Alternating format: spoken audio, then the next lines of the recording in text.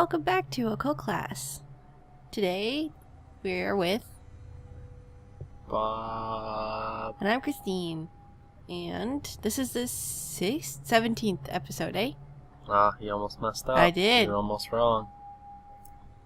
How you been? You're almost wrong. Pretty good. You know how it is. Yeah? Chilling. Like a villain? No, like a refrigerator. Like a refrigerator. Yeah, I don't know who wants to go first. I bet you do. I do? Yeah, All you asked. of my topics are suggestions from Rusho. Mine aren't. Well, that's good. Good for you. Yeah, you're welcome. I'm doing the Beast of Bray Road, which I've never heard of until. I can't believe you never heard but of this. like, where would I have heard it? It's not like it comes up in like Scooby Doo or anything like that. Like, how am I supposed to have known this one? I forgot that you don't watch good cryptid shows. I actually sorry. don't watch cryptid shows. I know. I just watch ghost things. Yeah, because you're a peasant. I like ghosts. I don't know what to say. So much more boring. It's always just this is a guy that died because he fell off a railing. I will Beast admit of that Bray one Road place was just like, here, everyone died from falling. Ghosts. Yeah. So yeah, I'm doing the Beast of Bray Road, which takes place in Wisconsin. Yeah. I think the first reported sighting was in 1936. Sounds about right.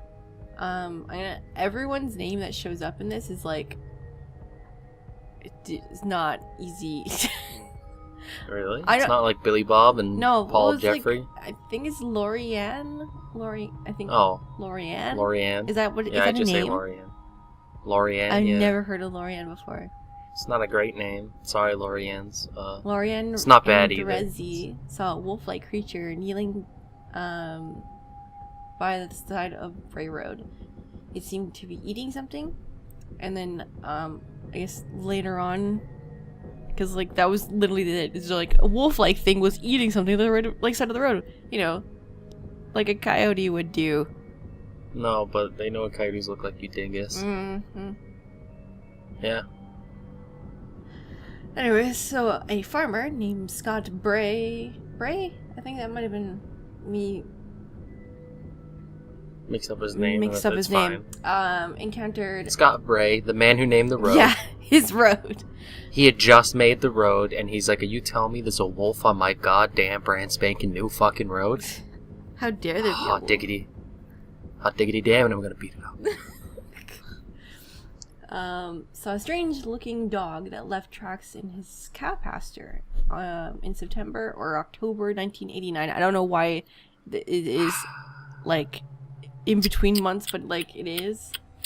First my road, now my cow pasture. This piece of shit. What is the world coming true? Gotta get these wolves out of my town. Make Wisconsin great again.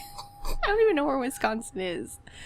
At the west? It likes cheese, I think. I mean, who doesn't like cheese? Lactose intolerant. I'm lactose intolerant. I like cheese. Oh.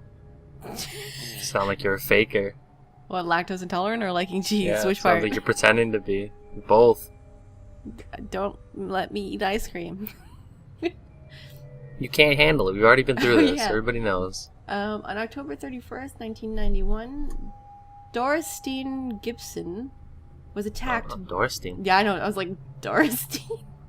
Yeah, that's a classical name right there. Dorothy Gibson was attacked by a large animal as she was stopped along the road. The creature hit her trunk, and as she drove away along Bray Road, on the right side of the...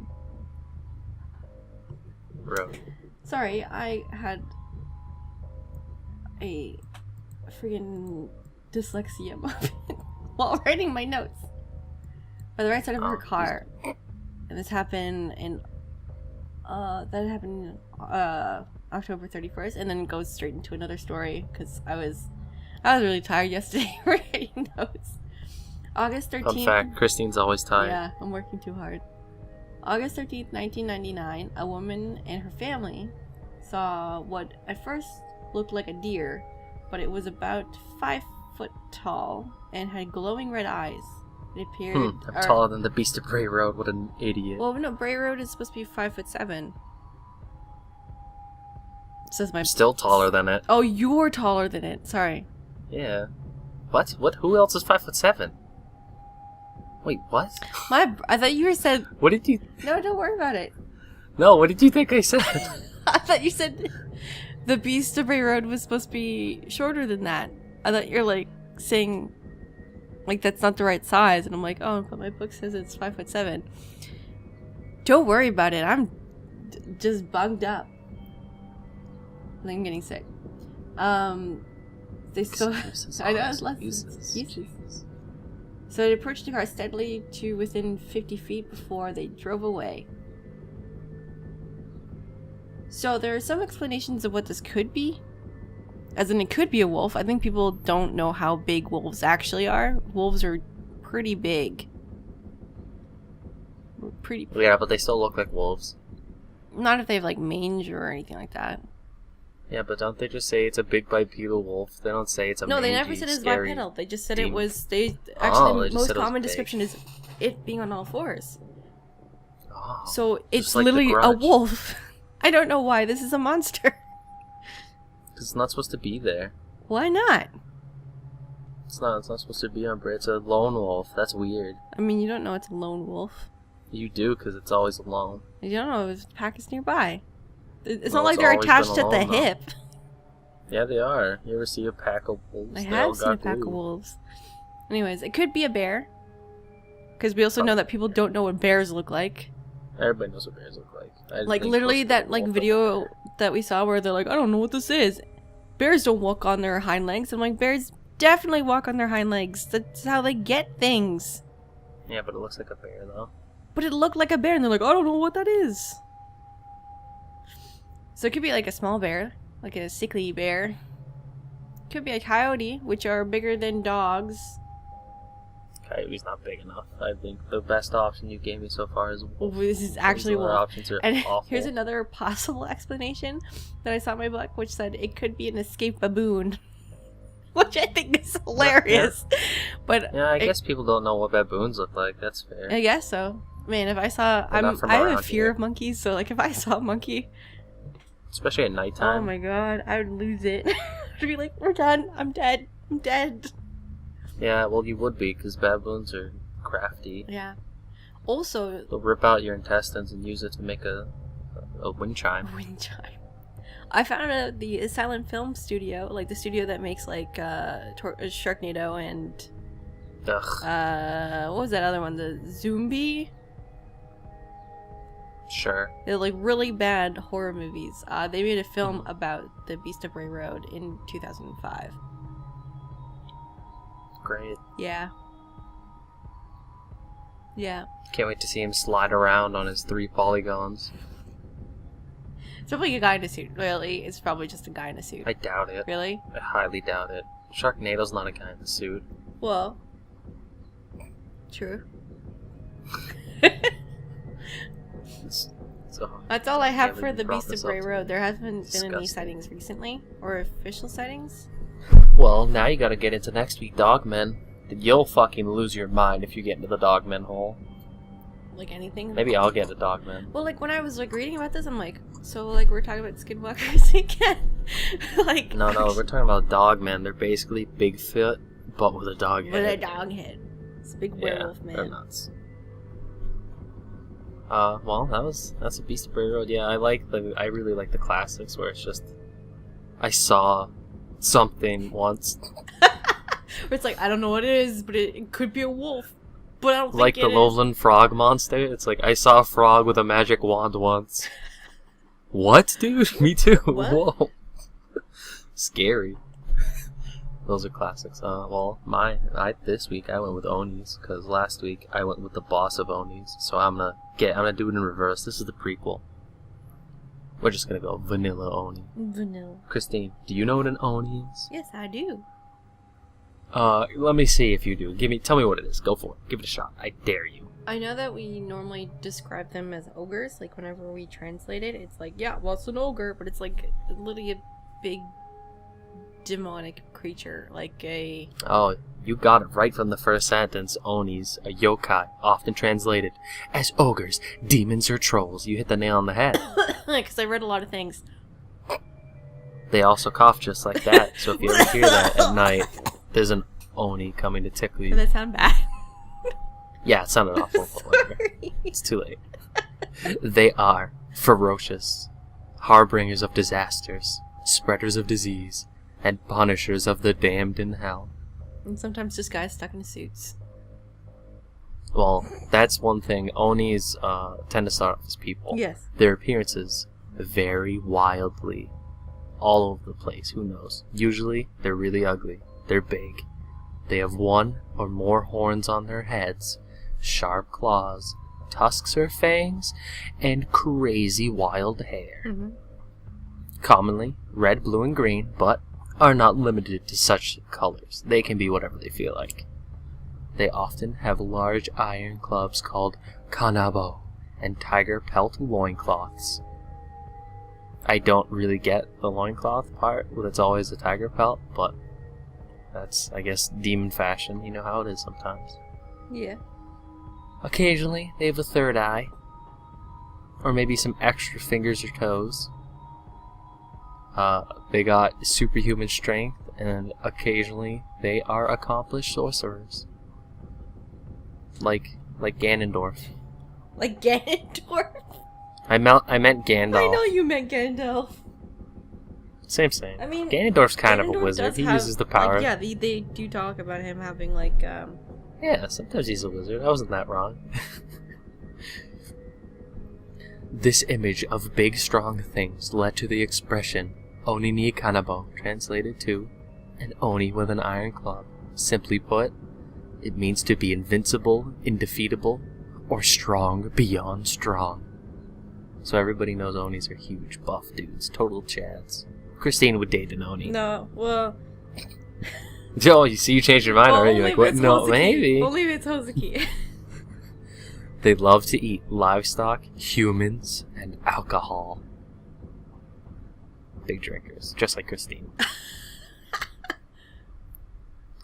Actual. That's actually I was gonna say, like, actually, I don't drink. Yeah, Christine doesn't drink. She's actually dehydrated currently. I probably am, because I haven't had any water yet today. Originally, all spirits and ghosts were called Oni, the root of which word means hidden or concealed. The characters for Oni in Chinese means a dead ancestral spirit, but they weren't always necessarily evil. The Oni was syncretized, Syncretized, I think is the word I wanted, with Hindu Buddhist creatures such as the Yaksha or Rakshasa. Remember that? Episode like 3? Yeah. Classical. Becoming the Oni is pretty easy. You just gotta be really evil. If you're really, really evil, you get to be a warden in hell. And if you're not as evil, you go to hell and the Onis get to torture you. Yes. It's a pretty raw deal. If you're a chick, you'll become a Kijo though, not an Oni. Onis are dudes. Kijo are Oni chicks. I think we discussed this the last episode, right? We did, that's what I mean. This is the prequel. These are the lesser Onis. They are very similar to the greater Onis. Mm-hmm. Yeah, they're born with wicked people die. Apparently, I didn't realize it's, the Buddhist hell is kind of the whole meme for Onis. Yes. I didn't realize that Japan kind of just took the Buddhist hell just because it was neat. No, because Japan they do Buddhism as well as Shintoism. Yeah, I didn't know that. They have so much stuff over there. Yeah. You'll never realize it. In hell, they're servants to Great Lord Enma. Yes. He's the king of hell. Mm-hmm. He's big. He is big. Also known as King Yama for some reason. Yeah, he's that guy in Dragon Ball Z. He helps Goku and Vegeta sometimes come back from hell. Mainly Vegeta. Goku tends to be in heaven. Christine brought up her favorite Oni. What was his name?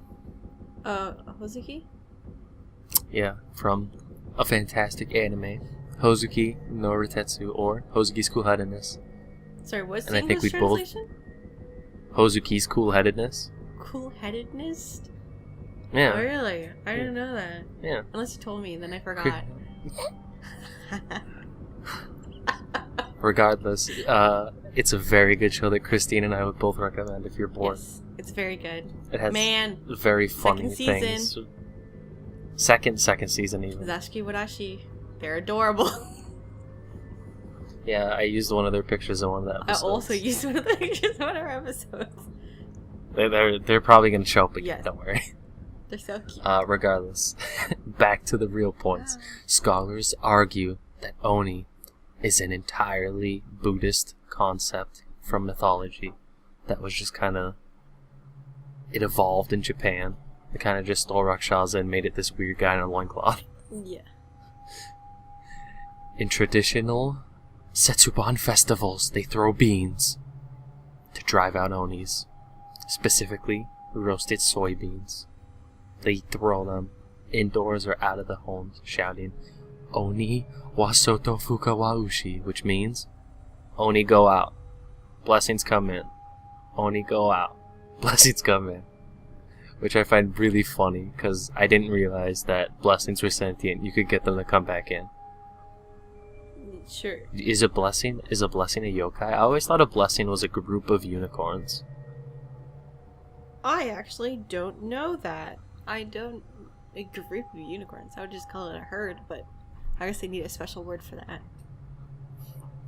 Yeah, The custom grew from a medieval ritual called Sunai or Oniyarai, a year-end rite to drive out ghosts. In the Totori Prefecture, they have a charm made of holy leaves and dried sardine heads. Gross.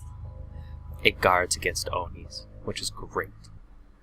In Japan, they play a game called Oni Goko. Can you guess what it is? Onigoko? Uh-huh. No, just guess. Don't try to break down the word. Is it like hide and go seek kind of thing? Close. It's just tag. Ah, yes. Instead of being it, you're the Oni.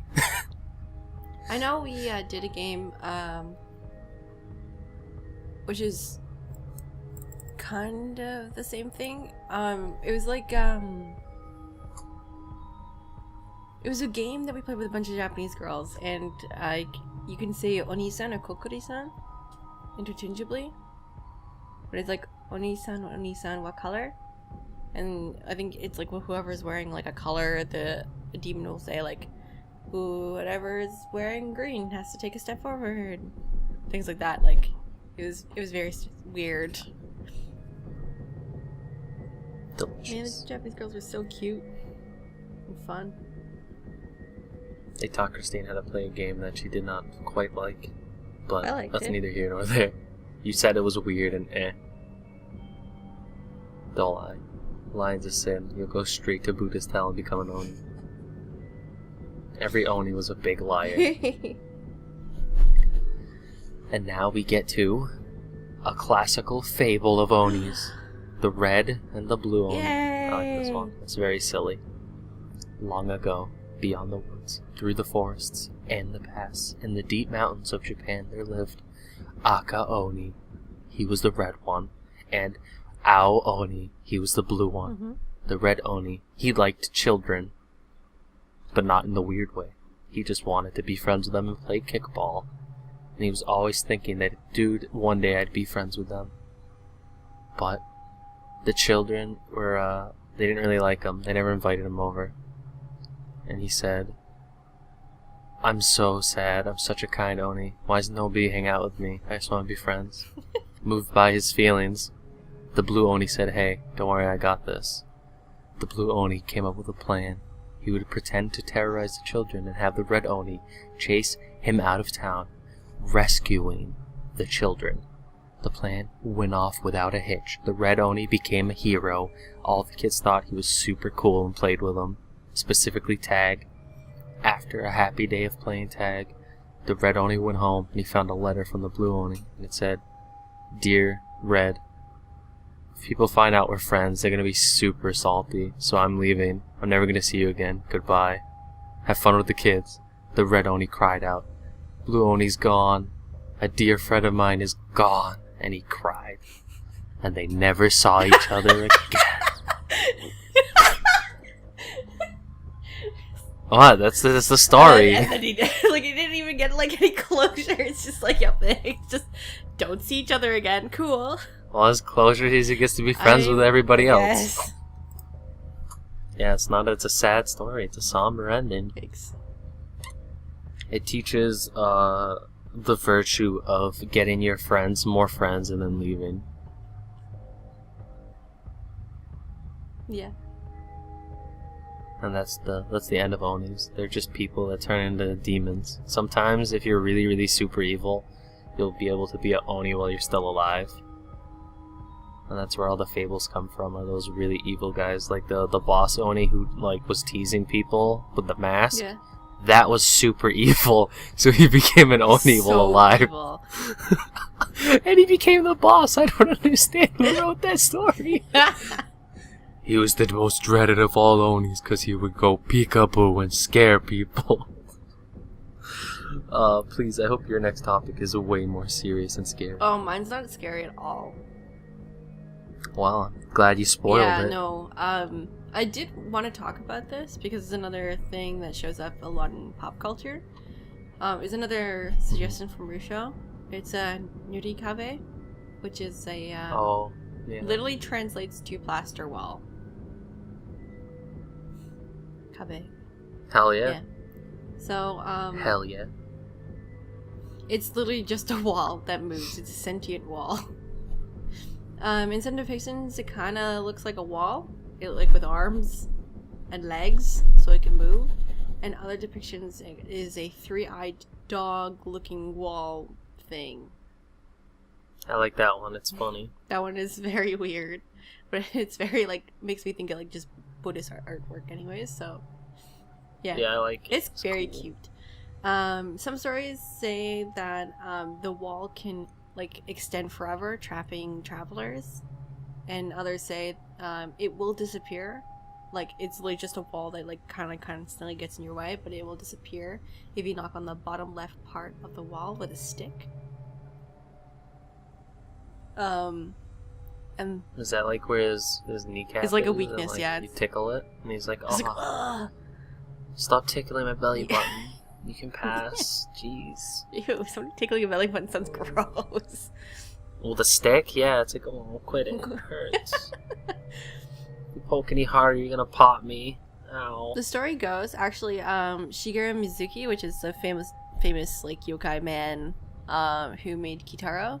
Some would call him the yokai daddy. Yokai daddy. Shigeru Mizuki. Can't believe you repeated that. So silly. He said that he came in contact with the nurikabe one time while walking in the woods at night. Where he was walking and he supposedly knew this path very well, but one night he was walking and a wall kind of appeared out of nowhere, and he's like, I don't remember this wall being there. And every time he would take the path, he'd keep getting stopped by a different wall, and he's like, where are these walls coming from? So he got lost because of these walls, and he calls it the nurikabe. And pretty much every story is like this, where a traveler is going up into the mountains and encounters a wall blocking his path, and then he ends up getting lost and goes insane in the woods. But yeah, that's the nurikabe. Actually, the nurikabe shows up in, of course, Gekiga no Kitaro as Mr. Wall, or Wally, I think they translate his name. Nice. Which is really annoying. And he's also in Yokai Watch. I don't remember what his thing is. I think they just call him nurikabe in Yokai Watch. I think he might be in Neo. In Neo? Really? Oh, yeah, you're right. I think so. Yeah, I think there's a I wall. think there's a wall as well. Also shows up in Okami as a character named Blockhead, who shows up countless times in the game to thwart your path, and it's really annoying, but it actually comes like with the tapping on the wall thing. You have to find his weakness, because you're like, I'm the biggest wall ever, I'm the best wall ever, there's no weakness, you can never find it. I dare you to find it. And then if you ram into it, his weak point shows up in like a Fist of the North Star kind of style, like time freeze thing. And you have to like use your brush to like poke it. Tickle his belly button. Yeah, it's not my favorite, especially when you get to the Demon Island. Oni Island is like the worst time for Blockhead. That one is really hard, and it always takes me like an hour to figure out how to do his stupid puzzle. Well, that's all I have about Nurikabe. Well, that was... Are you done? Was that all? All-tastic. Do you have any more topics? I couldn't think of a good pun. No. It's okay. Actually, I did want to talk about something else. As it's just more of a discussion than any, like, research. Go for it. I dare you. Well, somewhat topical. I kind of want to talk about Fallout Vault 76. Oh, fucking Christ. Why? Why? Fine, whatever. Go for it, yeah. Why? Why are you so mad? It's topical. Also. I'm not mad. It's stupid. What do you mean it's stupid? You heard They me. have cryptids in it. It's topical. Yeah, big it works deal. out for us. Yeah, they have the Mothman. I think they have the Loveland Frog, maybe. They have a couple things. They have, for sure, a Snallygaster, which we've already talked about. They have a... What was it called? I think it was... Was it Brampton Beast or something like that? Something like that. They also showed what could be... what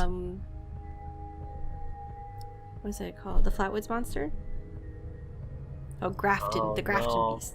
Grafton. The Beast of Grafton. No, I'm actually... I think they even show illustrations of the Dover Demon as well, which is super cool. Ooh. And, they say, like, they actually, are in the place with the Mothman statue. Like, that's a place that you can go visit. But... Yeah, we need to go there. yeah. I want to see the Mothman Me statue. too. He's a great ass. Yeah, he does have a great ass. I don't know why. Weird sculptor. Like, there's like, there was Well, they're like Mothman. That sounds like a superhero. Better give him a tight ass. It's just like, that's just so much more work when you could have just not put anything there. Just like a big, like, diaper thing. Yeah, yep, that's it. Christine. Mothman has a big diaper. 2018. Well, like, Remember that, I was everybody. more like thinking like a, like, shapeless, like, no butt cheeks, just like shapeless grossness. What else did they show? Something, there was like a Scorcher Demon or a Scorch Beast, I think that's what it's called, but it looks like more of a Jersey Devil kind of thing. It's not the right place, I think. I don't remember. Where's Jersey Devil? That's in the Pine Barrens. It's in New Jersey, obviously. Jersey Devil. I need to do some more research on the Jersey Devil. I think that'd be pretty fun. There's not much to it. It's basically just a demon that came out of a lady. Runs around the Pine Barrens screaming. That's really hilarious. No, that's it. It's really funny. But I'd go in the Pine Barrens and walk around and try not to be eaten by a demon. That'd be fun. yeah, I would like to go traveling to find all these like cryptid places. That'd be really, really cool. That one's, out of all the cryptids, that's the one I believe in the least, I think. Which one, Jersey Devil? Yeah. Oh yeah, His story's I'm pretty really sure that's silly. just a story. Like, actually. Yeah. Well, that was episode 17, the most exciting episode yet. Got some good laughs Did at. you laugh No, at I'm just me? like, is this the most exciting one? Christ almighty. Yeah. It had some laughs, it had some tears. Ups and downs, you know. Good drama. I was Bob. That was Christine. If you have any ideas, make sure to leave a comment. Like, totally write down how much you hate that Christine's lactose intolerant. Or if you have any topics. Yeah, don't talk about my lactose intolerance, because it's not really important. But also, It is, though. Everybody who's lactose intolerant can speak to ghosts. if you have any personal experiences, please send us an email at occultclass@gmail.com. We check that sometimes. I check it, like, every week. That's what I mean. Sometimes, yeah. It's perfect. I'll check it more. And with that, we're going to get back to what I like to call Bob's story time. Remember last week we had a very dumb boy named Ivanushko who continued to throw out all the things he bought onto the ground because he thought tables could walk and crows need to eat dishware. And let's get right back in there. We're almost done. It's exciting. Ivanushko drove through a wood of young trees. Along the road was a row of burned-down trunks. Ah, he thought. The poor boys have no caps. They'll catch a cold that way. So he put his earthen pots and crocks on them. Then Ivanushko came to a river. He set about watering his horse, but it refused to drink. Probably he doesn't want water without salt, he thought, and began to salt the river. He pulled out a whole bag of salt, and the horse still refused to drink. Why don't you drink, you old carcass? Have I poured out a whole bag of salt for nothing? He said, and he struck the horse with a log right on its head and killed it on the spot. Now all Ivanushko had left was a bag of spoons, which he had slung over his shoulder. He walked, and the spoons behind him rattled. Tra-ta-ta-tam, tra-ta-ta-tam, tra-ta-ta-tam. He thought that the spoons were saying, Ivanushko's a fool. So he threw them down and trampled upon them, repeating, That'll teach you to call me a fool. Don't you dare taunt me, you wicked things. He returned home and said, I bought everything we need, little brothers. Thanks, little fool, but where are your purchases? The table is coming, but apparently it is late. Our little sisters, the ravens, are eating from the dishes. The pots and crocks I put on the boys' heads in the woods. I used the salt to season the horse's water, and the spoons taunted me, so I dropped them on my way home. Hurry, fool! Go gather everything you have scattered on the road. Ivanushko went to the woods, removed the pots from the burned trunks, knocked out their bottoms, and strung a dozen of them, small and big, on a rope. When he brought them home, his brothers thrashed him, went to town themselves to make their purchases, and left him at home. He listened and heard the beer in the tub brewing and brewing. Beer, stop brewing. Don't tease the fool, said Ivanushko, but the beer did not heed him, so he let it all out of the tub, sat in the trough, and drove around the room singing little songs to himself. When the brothers returned, they were angry. They seized Ivanushko, sewed him up in a sack, and dragged him to the river. They set the sack down on the shore and went to find a hole in the ice. Just then a nobleman happened to drive by in a carriage, drawn by 3 gray horses. Ivanushko began to shout, I have been appointed governor to rule and to judge, but I know neither how to rule nor how to judge. Wait, you fool, said the nobleman. I know how to rule and to judge. Creep out of that sack. Ivanushko crept out, sewed up the nobleman, sat in his carriage, and drove out of sight. The brothers came, dropped the sack under the ice, and the water made a sound like gray, gray, gray. He must be trying to catch a fish, said the brothers, and set out for home. As though from nowhere, Ivanushko appeared before them, driving a troika and bragging, See, the horses I caught. There's still 1 gray horse left, and a real jewel. The brothers became envious and said to the fool, Sew us up in the sack and drop us quickly into the hole. We'll get the gray. Ivanushko, the little fool, dropped them in the hole and drove home to drink beer to honor the memory of his dead brothers. Ivanushko had a well. In this well was a bell. And that's all I have to tell. That's the end? As we've learned from my tales, pity the fool.